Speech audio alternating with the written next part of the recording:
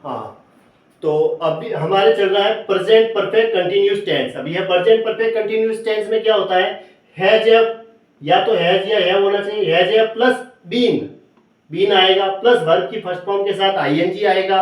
उसके अलावा लास्ट में सिंस फॉर या ऑल कुछ भी आ सकता है, सिंस फॉर ऑल।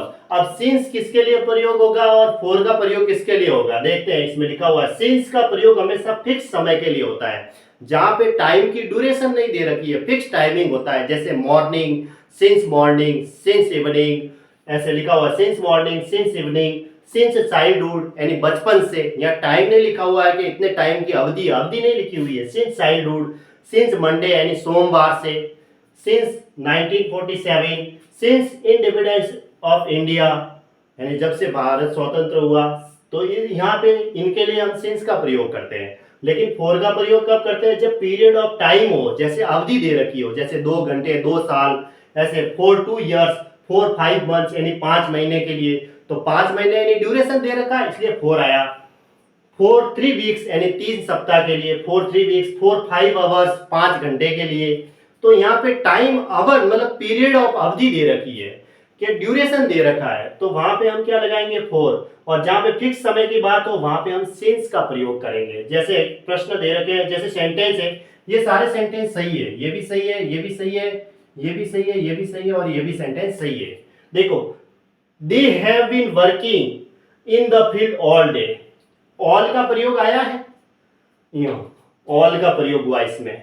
देखो इस सेंटेंस में, वे इस फील्ड के अंदर सारे दिन इस फील्ड के अंदर काम कर रहे हैं। वे सारे दिन इस फील्ड के अंदर काम कर रहे हैं, जो भी इनका मैदान है या मैदान के अंदर काम कर रहे हैं। तो हैव बीन लगाया है और दे के साथ हैव आएगा। वी आता तो भी हैव आता, दे के साथ भी हैव आएगा, क्योंकि ये प्लूरल है ना, प्लूरल है, सब्जेक्ट दे यानी वे, तो प्लूरल है तो हैव आएगा। बीन प्लस वर्ब की फर्स्ट फॉर्म के साथ आईएनजी आया है और ऑल आया है, इसलिए ये प्रेजेंट परफेक्ट कंटीन्यूअस टेंस हुआ। अब देखो ये भी एग्जाम में आता है काफी बार, दोनों दोनों सही है सेंटेंस। इसमें देखो फॉर द लास्ट 10 ईयर्स लिखा हुआ है, ठीक है, और इसमें भी लिखा हुआ है फॉर द लास्ट 10 ईयर्स। तो फॉर का प्रयोग 10 ईयर्स है, 10 के लिए बात हुई है यानी ड्यूरेशन दे रखा है, तो फॉर का प्रयोग होगा। और फॉर का प्रयोग आते ही प्रेजेंट परफेक्ट कंटीन्यूअस टेंस होगा। लेकिन यह लास्ट 10 ईयर्स है ना, इस हिसाब से पास्ट परफेक्ट कंटीन्यूअस टेंस भी हो सकता है। बस पास्ट परफेक्ट और प्रेजेंट परफेक्ट में फर्क इतना सा है कि यहाँ हैज बीन प्लस वर्ब की फर्स्ट फॉर्म के साथ आईएनजी है, तो यहाँ पास्ट परफेक्ट कंटीन्यूअस में हैड बीन प्लस वर्ब की फर्स्ट फॉर्म के साथ आईएनजी आएगा। जैसे he has been staying in the same house for the last 10 years, यानी पिछले 10 साल से वह उसी घर में रह रहा है, ठीक है, उसी घर में रह रहा है फॉर द लास्ट 10 ईयर्स यानी 10 साल से।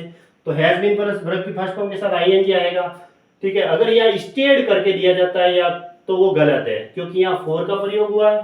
देखो, he had been staying in the same house for the last 10 years, इसमें रह रहा था यानी वो 10 साल से इसी घर के अंदर रह रहा था। तो यहाँ पे पास्ट परफेक्ट कंटीन्यूअस टेंस आया और यहाँ पे प्रेजेंट परफेक्ट कंटीन्यूअस टेंस आया। दोनों सेंटेंस है वो सही है, क्योंकि फॉर का प्रयोग तो आया ही है और लास्ट 10 ईयर्स आया इसकी वजह से, ठीक है। अगला sentence, Neha has been working in the garden since morning. वैसे सिंस का प्रयोग हुआ है और मॉर्निंग फिक्स समय है, तो सिंस का प्रयोग मॉर्निंग के लिए सही है। अब देखो, नेहा नेहा सुबह से गार्डन के अंदर काम कर रही हैं, ठीक है। तो नेहा के साथ तो हैज ही आएगा, क्योंकि नेहा है या ही है, सी है, इनके साथ हैज आएगा, सिंगुलर वर्ब आएगी, तो यहाँ हैज आएगा और उसके बाद बीन आएगा। उसके बाद वर्ब के फर्स्ट फॉर्म के साथ आईएनजी लगा हुआ है, क्योंकि सिंस आने की वजह से ये प्रेजेंट परफेक्ट कंटीन्यूअस टेंस हुआ।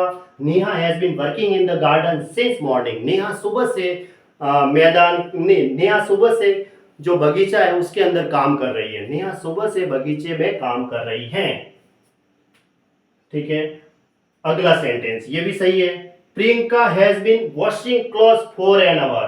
प्रियंका 1 घंटे से कपड़े धो रही हैं, प्रियंका के साथ हैज आएगा, उसके बाद बीन प्लस वर्ब के फर्स्ट फॉर्म के साथ आईएनजी लगा हुआ है, क्योंकि यहाँ फॉर आया है। फॉर आते ही देखो यहाँ एन आवर लिखा हुआ है, क्योंकि 1 घंटे की अवधि है, यहाँ पे घंटे की अवधि के बारे में बताया है ना, 1 घंटे से वो कपड़े धो रही है। फिक्स समय होता तो सिंस आता, लेकिन यहाँ ड्यूरेशन देते ही फॉर का प्रयोग आएगा, टाइम पीरियड दे दिया। तो Priyanka has been washing clothes for an hour, Priyanka 1 घंटे से कपड़े धो रही है।